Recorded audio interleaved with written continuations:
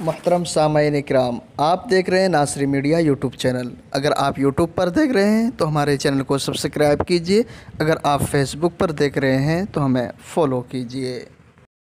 حضرت خواجہ معین الدین چشتی رحمۃ اللہ علیہ کی شان میں گستاخی کرنے والے نیوز اینکر کی مذمت اور اس کے خلاف سخت کارروائی کا مطالبہ کرتے ہوئے جمعیت علماء ہند کے صدر مولانا سید ارشد مدنی نے کہا کہ سپریم کورٹ میں اس ضمن میں معاملہ زیر سماعت ہے۔ اس کے باوجود ٹی وی نیوز اینکر مسلمانوں کی دل آزاری سے باز نہیں آ رہے ہیں۔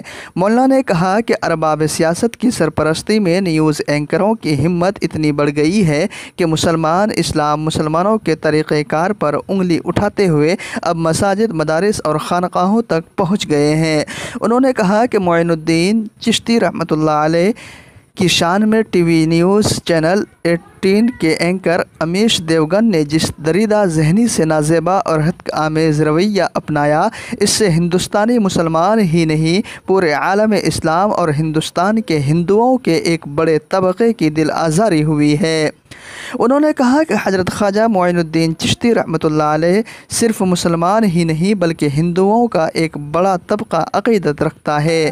انہوں نے کہا کہ حضرت خواجہ معین الدین چشتی بر صغیر ہندو پاک میں اسلامی تعلیمات اور انسانی اقدار کے عظیم داعی اور غیر متنازع روحانی پیشوا کے طور پر اپنی منفرد پہچان اور بلند مقام رکھتے ہیں۔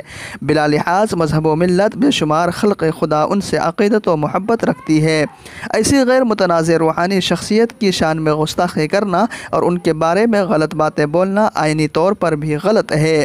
اس لیے اس واقعے کی جتنی مذمت کی جائے کم ہے اور حکومت بلا تاخیر اس چینل اور خاص کر اینکر کے خلاف سخت کارروائی کرے۔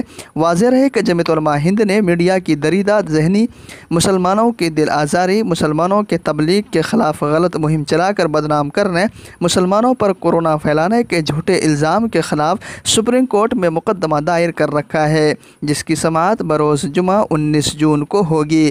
جمعیت علماء ہند نے مسلمانوں کے خلاف مہم میں حالیہ حضرت خواجہ معین الدین چشتی اجمیری رحمۃ اللہ علیہ کی شان میں گستاخی کے شرمناک واقعے کو بھی شامل کر لیا ہے، جس پر سپریم کورٹ بار کونسل کے صدر دوشیت دوبے جرح کریں گے۔